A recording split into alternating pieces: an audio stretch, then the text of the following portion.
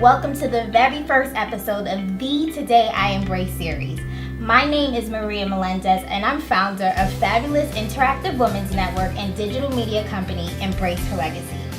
Embrace Her Legacy is all about propelling women forward to live according to their purpose, live in the best consciousness of self, and also understand the importance of building a legacy of power, of greatness, of excellence, and of elegance. We were each divinely called with a certain purpose upon our lives, but it's really essentially up to us to answer that call. And when I myself started to answer the call and figure out what the purpose was over my life, I, like most of you probably, had trouble owning in on it. And then one night, in the middle of the night when I couldn't sleep, I woke up to turn on the TV and my life changed after what I saw.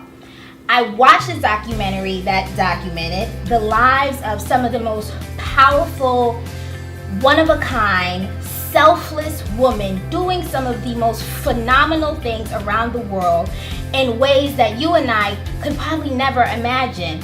They were answering the call over their lives, and not to mention these women were from some of the most impoverished parts of the world, doing things so incredible that I began to cry.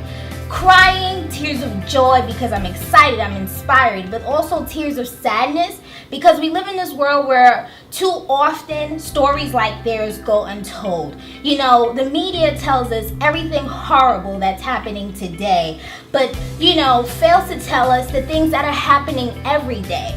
So that's when I decided to say, I said, you know what, I'm going to tell the stories of triumphant, everyday women who are doing things that can inspire, educate, and motivate you.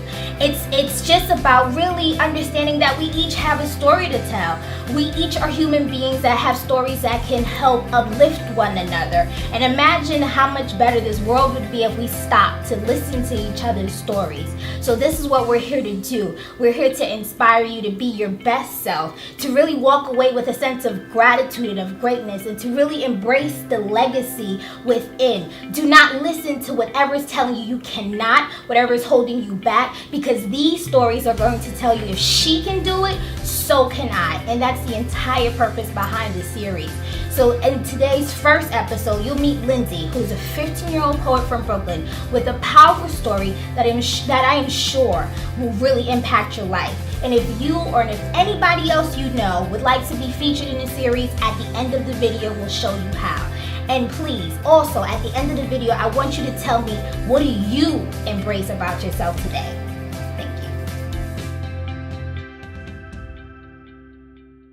I am one of tears and triumph. That which you go through is that which defines us. With the depth of my scars, the person I was seems a world apart. My true colors spew. Thus I am clear, my heart bare, and I refuse to be misconstrued. My story is my proof. I am a warrior. I'm Lindsey, and I'm a cancer survivor.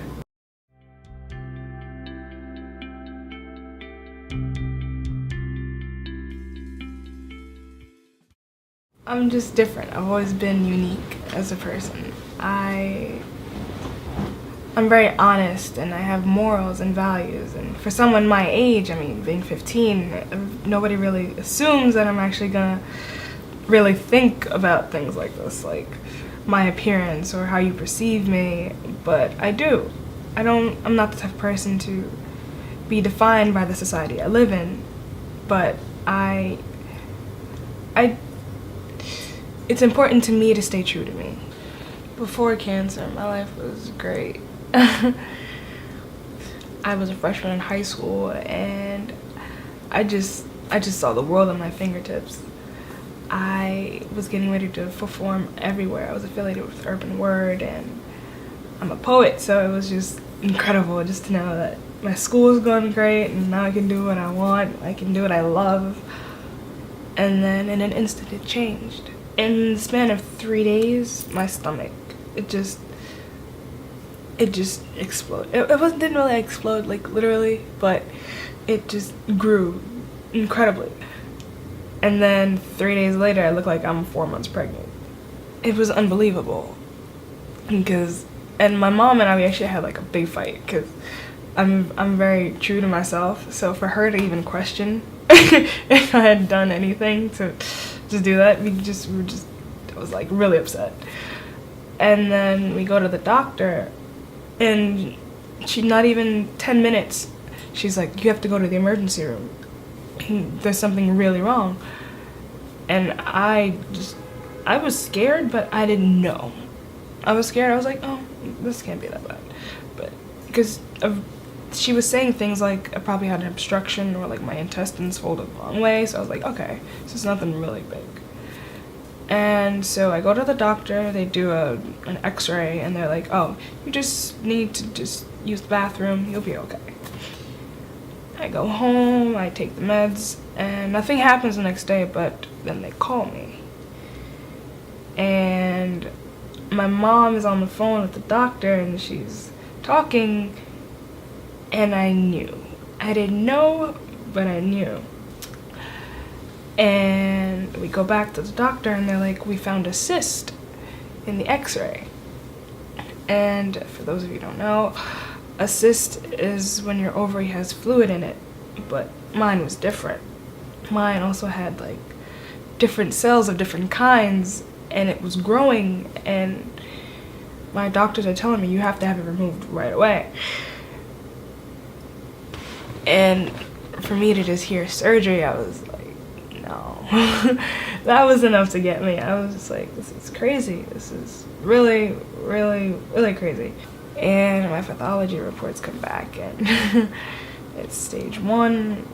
Malignant has potential of becoming stage 2. The way I told my family and friends was difficult. That was the hardest part. Most people don't realize, but not only do you have to deal with your emotions and feelings and the way you cope with cancer, you have to deal with everybody else's, and it never gets easier. I mean, there was one night where I was scared, because like during chemotherapy, you get a stent put in, and it just like tapped my heart, and my heart was like started racing, and you could see my vein just crazy, just going crazy in my neck. And then my cousin just bursts out crying, like she's like just bawling. She's like, ah! She couldn't take it, and tears are just going and going. I'm just like, and I broke. You can't handle it. It's not something that you're ever equipped to handle. And telling my friends wasn't easy either. I'm texting them because I don't want to call them and hear their tears. I wasn't okay with that. So, and then they're just like, oh my God, are you serious? Like, this can't be true. And I remember I told one of my closest guy friends, and his mom had to call me because she knew me, and she's like, they came home and they're hysterical. They can't even handle it. I'm just like, well, I'm not gonna see them. And man, that was difficult to handle. My family, they were really supportive. They were really supportive. They made it a little easier. I mean, I could see the pain. It's you kind of get a sense of guilt because you know you're the reason causing their pain. That wasn't easy to handle, but I mean, they tried, and that's all I could ask for. Treatment was I don't know how to explain this, but it was a little piece of hell. Definitely. I mean, some days felt like death. Like, people who go through chemotherapy, they know what I mean. Like, it's not something that you can understand. Alright, so chemo is an intravenous. A lot of people mix up chemotherapy with radiation. Chemotherapy is an intravenous process where they stick a needle all the way up your arm and into your bloodstream through your, I think it's called, the vena cava, that vein. I learned a lot during chemo, sorry. But they stick it through your vena cava into the biggest vein in your body, and it comes out, and it's a worry that they have that they stick it in too far, and it can puncture your heart. So not only are you fighting cancer, you're worrying, oh my God, I hope I don't die today. So, chemotherapy, it's a chemical process, and it attacks every cell in your body. Well, where depending on where it's located, I guess. But I was tired. It's not even a tired like you work out all day. It's more of an exhausted, like my body is like deteriorating kind of tired. Chemotherapy, it's not even cancer doesn't kill you. Chemotherapy is what kills you, because chemotherapy, you have no immune system. The nausea is unbearable. The exhaustion is indescribable. And then the emotional toll and the acceptance of your physical appearance is really what gets you, because losing your hair as a girl, your hair is like everything. I read one time where it was believed that hair is beauty, and then to not have my hair anymore, I was like, am I still beautiful? Because like, what is this? I mean, I was never one to value society's ideals or what anybody thinks, but then you look at yourself in the mirror and you're just like, wow, I'm not who I was anymore, am I? You lose your hair within days of the end of the chemotherapy cycle. So the day before chemo is when I cut my hair. And I went to the barber, and my barber was like, don't even worry about it. Everything will be okay. Don't even. And I was laughing, and then I kind of fell in love with the barbershop scene, because it was just cool. That was like the one thing that kept me from crying. I didn't cry. I was proud of myself because I didn't cry when this happened. But I cut it, and it was done. And my mom cut her hair too, because she was like, you're not gonna go through this by yourself. And I think that really that hits me. Anytime I think about it, it's like she went through it with me. She was like, you're not gonna do this by yourself, and she cut all her hair off. One main side effect is nausea and the change of your taste buds. It's one of the things where it's like, if you want food, it's golden.